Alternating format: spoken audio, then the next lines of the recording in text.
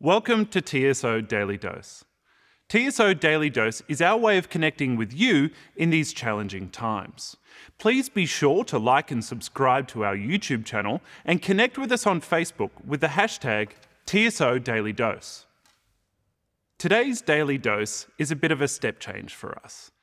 It's an interview we recorded last week between our Chief Conductor, Eivind Aadland, and our Director of Artistic Planning, Simon Rogers.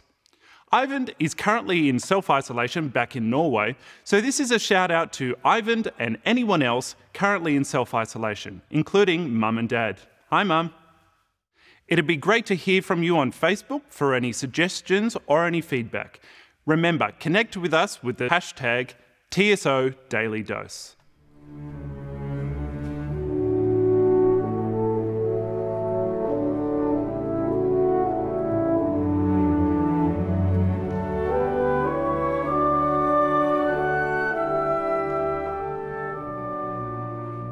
So, Eivind, it's a great pleasure to welcome you here as Chief Conductor and Artistic Director for your first visit. And here we are at the end of the first visit, so we're just going to ask a few questions. Very basic question to start. How did you get into conducting? I started quite late with conducting. I've been a violinist. I played professionally for 20 years or so. And then I was in situations where I had to lead rehearsals, lead some concerts, conducting a little bit. And then I thought, I should know what I'm doing.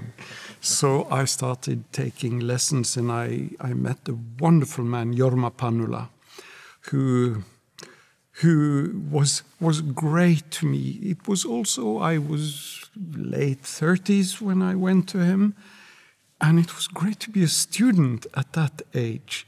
I had been concertmaster, I'd been playing, and to become a student and try to learn something new was a fantastic experience. And you, of course, had the great blessing, great privilege of working with Panula, who really has an unequalled record globally in terms of producing conductors in the profession, pretty much known to be the best conductor teacher there is. What is it about Jorma that really connected with you, and what makes him such a great teacher, such a pedagogue? He's a very special man. I think he knows how to distill, is that a word? Yeah. The essence, to get to the essence and take away all the unnecessary, all the extras. To get what is important, how do you show the musicians to play softer? It's down to basics, but in a way that also takes care of the sensitivity of the nuances. So he is really wonderful. And of course, orchestras prefer being able to be shown what to do rather than necessarily talking through everything. That talking is also fine in certain circumstances. But do you think he was trying to show you from the very beginning that to show everything in your hands? Does he talk a lot actually in his teaching? He talks very little, and he encourages his students to talk very little and show as much as possible. I also think there's one other important point about his work. I think he was very early to realize that times are changing. We need new models of what a conductor should be. The old maestro of the 40s, 50s, 60s, he saw that we need a new model for being a conductor. It means being part of the group, leading the group, but not being a dictator. Dictator, exactly. Also popular. You mentioned your experience as concertmaster. I think you were concertmaster of the Bergen Philharmonic for quite a long time in Norway. Is there anything specifically about your experience as a concertmaster, both in that orchestra and then, of course, as the leader of the European Union Chamber Orchestra, that has helped you with your conducting, you would say? I think we're all the sum of our experiences. So I cannot point to very specific points, but I've been teaching violin, I was concertmaster, I was directing, I played a lot of chamber music, I played solo. The sum of that is who I am today.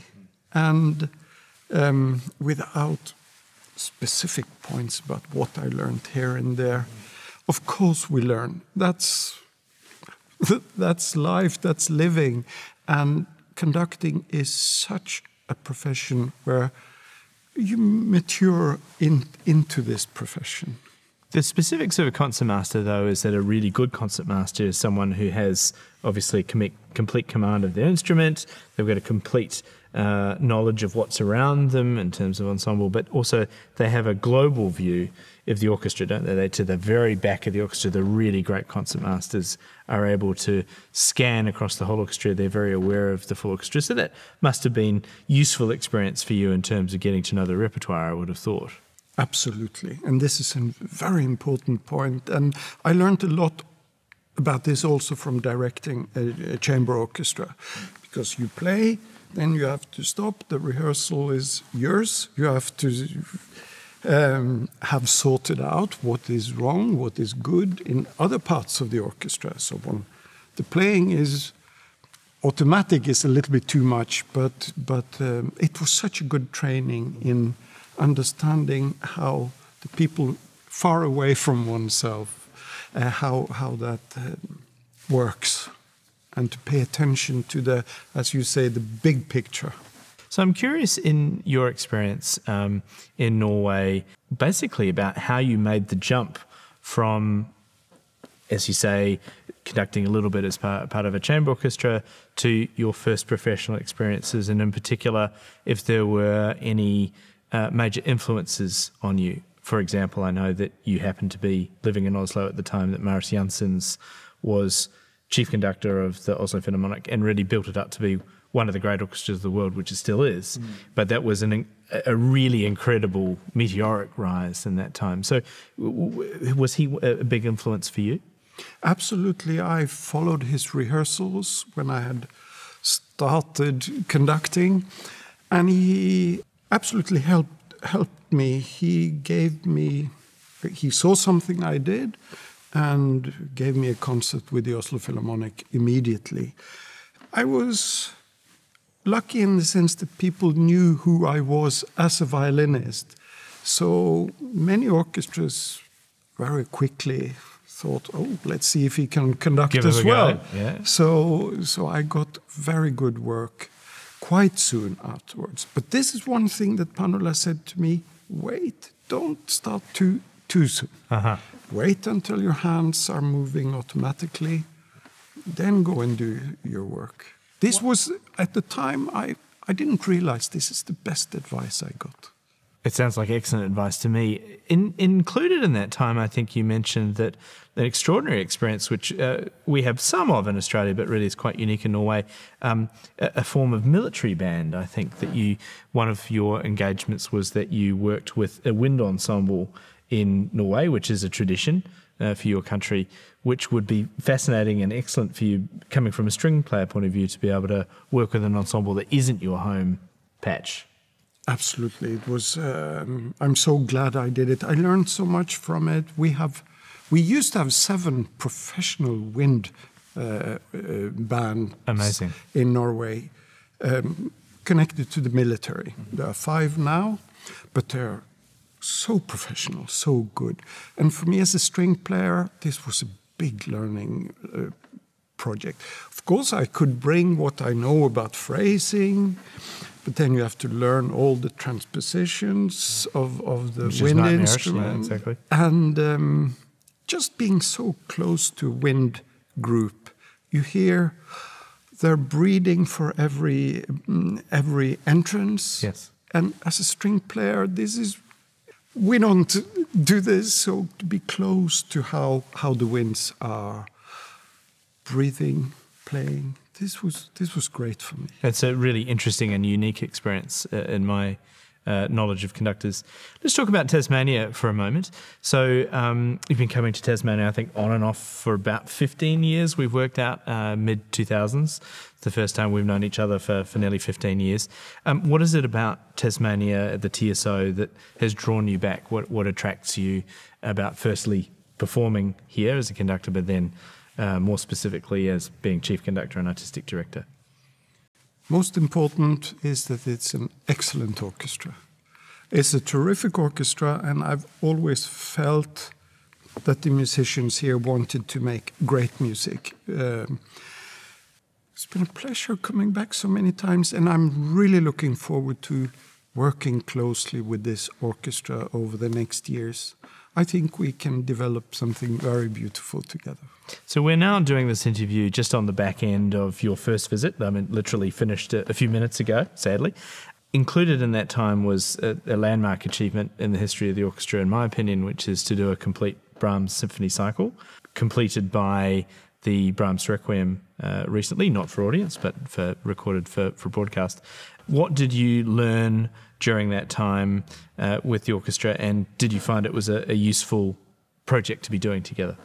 I think it was a very useful project. We have gotten to know each other through not only doing lots of different things, but to dig down into one composer, try to see what's underneath, and build an understanding of how do we approach this kind of repertoire, the late Romantic repertoire. We've just played a Mozart symphony, which requires a different approach. I've been very happy to do these 4 weeks, get to know the orchestra better, and I have a good idea of how we're going to continue working from together. Here. Let me finish just by asking you a question or two just about your background and your family. So I believe your wife and your daughter are also musicians, is that right? They are, and my brother and his wife, of course, are musicians. There's so much, but there was always violin. We all played violin. My daughter, fortunately, plays the clarinet. Perfect. So there's a little bit of variation. And she's studying as well, is that right? She's studying in Copenhagen and wants to do this professionally. Very good. And your wife is a violinist, of course, as well, and she plays, I believe, in the Oslo Philharmonic? She has played as a freelance in Oslo, mostly in the Oslo Philharmonic. Very good.